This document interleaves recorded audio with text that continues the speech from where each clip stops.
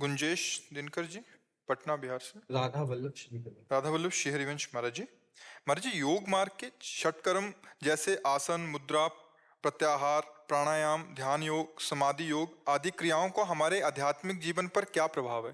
अरे बहुत बड़ा प्रभाव है। इसी से तो हम परमात्मा प्राप्ति करते हैं। जैसे यम, नियम, प्राणायाम, प्रत्याहार, ध्यान, धारणा, समाधि।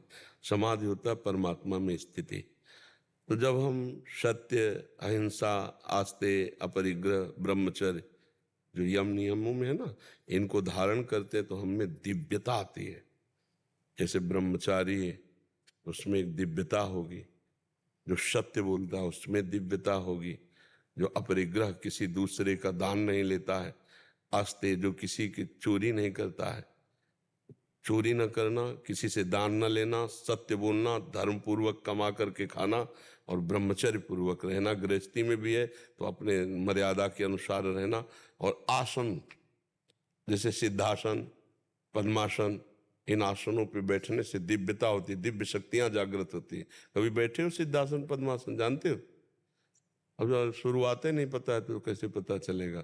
जब आप 2 घंटे 3 घंटे बैठो पद्मासन, सिद्धासन में, फिर आपको पता चलेगा कि योग क्या होता है। हड्डी हड्डी टूटती है और उस कष्ट को सहते हुए चित्त वृत्ति को परमात्मा में लगाना, परमात्मा प्राप्ति के लिए। सब दिव्यताएं योग में, सिद्धियां भी हैं, बहुत सी सिद्धियां हैं।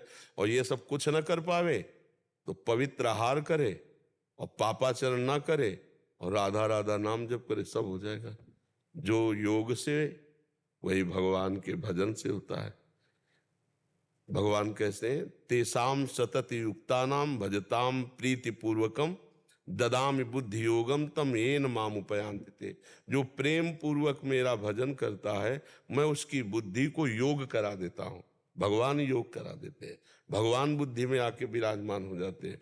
इसलिए बहुत सरल मार्ग और बहुत सहज है और परम सत्य है कि हम पापाचरण ना करें, पवित्र भोजन पाएं जिससे हमारी बुद्धि शुद्ध रहेगी, और नाम जप करें, बढ़िया हो जाएगा। कोई नशा करते हो? अच्छा, कोई गंदा आहार करते हो? मांसाहार छोड़ दिया, पहले करता था। हाँ पहले, चलो अब मत करना। कोई गंदा आहार मत करना, कोई नशा मत करना, और नाम जप करना।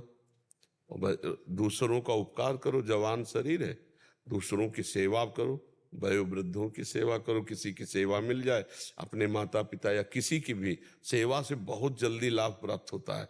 तो जो योग है वो करने का समय तो नहीं रह गया है, क्योंकि कलिकाल है। इतना आहार शुद्ध नहीं कि चित्तवृत्ति का निरोध करके परमात्मा में लगाओ 4-4, 6-6 घंटे सिद्धासन या पद्मासन में बैठे। अब शरीर, high blood pressure, low blood pressure, sugar, ये वो कितनी बीमारियां लोगों में फैल रही। तो अब हमें लगता है एकमात्र भगवान का नाम ही परम योग है। जो खूब नाम जप करे और पवित्र आहार रखे तो इसी से काम बन जाएगा। कलयुग केवल नाम आधारा, सुमिर सुमिर नर उतरहि पारा। अब तो बड़ा कठिन है यज्ञ आदि के द्वारा भगवान की आराधना करना, या अष्टांग योग के द्वारा, और ज्ञान मार्ग के द्वारा भी बड़ा कठिन है। ज्ञान के पंथ कृपाण के धारा, परत खगेश लगे नहीं बारा।